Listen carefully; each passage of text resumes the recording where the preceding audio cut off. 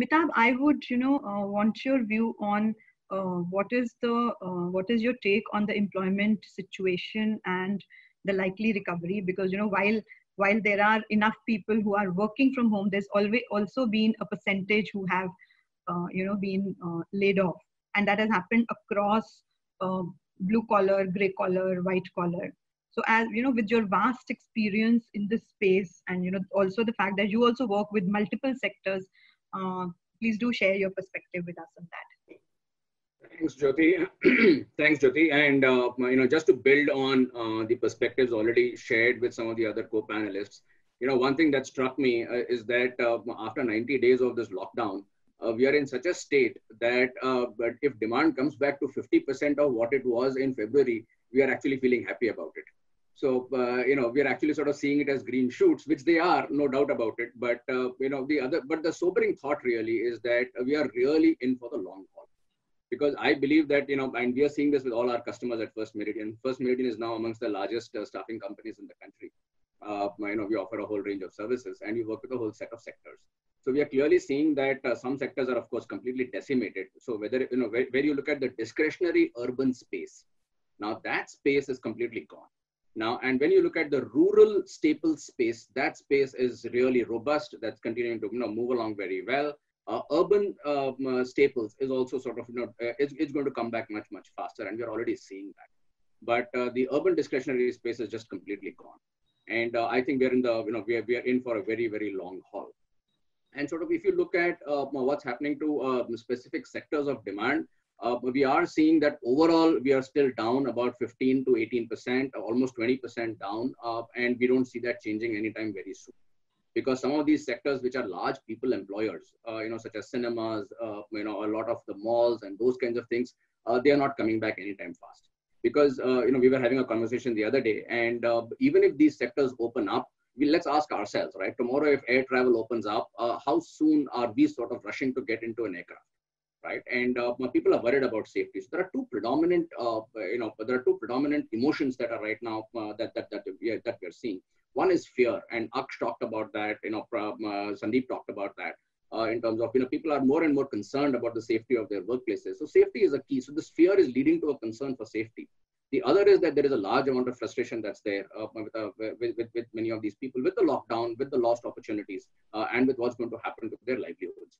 So the sectors that we are seeing in terms of the staples that are coming back are the ones that are be able to tackle these sentiments to a stronger extent. So you are seeing retail doing reasonably well, but all kinds of outbound sales, all kinds of sales activities are really, taking a backseat. So, for example, we deal with very large banks, and they use a lot of our staffing members and staffing people for outbound sales, to sell cards, to sell personal loans, to sell, consumer durable loans, and those kinds of things. Now we are seeing that all of those kinds of things they've just come crashing down because there is this fear of breath. In the sense that because people now know that it spreads mainly through the breath. So anything that needs interaction and anything that needs FaceTime, right? Not in the Apple way of FaceTime, but in an actual physical FaceTime, we are seeing that those activities are taking a massive hit and therefore having a cascading impact on employment as well. So all kinds of activities which involved face-to-face interactions. So whether it is sales related, whether it is collection related, in across industries. And those are the sectors that are taking a massive hit. Sectors that are not taking such a big hit are, for example, retail, especially staples retail. That is really not taking a hit. In fact, some of these guys are actually wanting more people. The challenge that we as labor suppliers, because we are largely in the blue collar service space, the challenge that we are having, and I think across the industry, right, is the fact that there is a shortage of talent now. Because when you go out, because so many people have gone back home and so many people have gone back to their villages, because a large amount of this workforce really is the migrant workforce. So even if people want us to ramp up, right? So for example, e-commerce is another sector that's really ramping up. And because more and more people are staying at home and more and more people are wanting to order things. And so we have a standing open book for as many people as we can hire in terms of delivery agents now. But getting delivery agents is a massive risk. Because, people are saying, even if people are at home, even if people are available in Mumbai or in the other larger cities where this demand is there, they don't want to come out to work. Because, because they have to go door to door and house to house. And they have a lot of family pressure. from their families to say, don't do this, because they are seeing that in one day, they will have to actually be face to face with maybe 20 different people when they're delivering packages. So therefore, this is the other dynamic that's also playing into the whole situation where, where this fear is sort of playing. What I would like to also share really, in terms of sort of what we are seeing is that companies that are being successful in or better, more successful in navigating this are really following, very key sort of simple policies.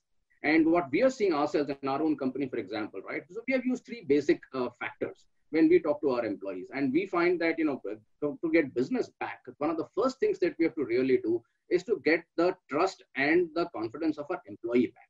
Because if the employee is disengaged, or if the employee is not feeling safe, right, about whether his personal safety or about his livelihood, then he is not going to really help deliver the company's objectives.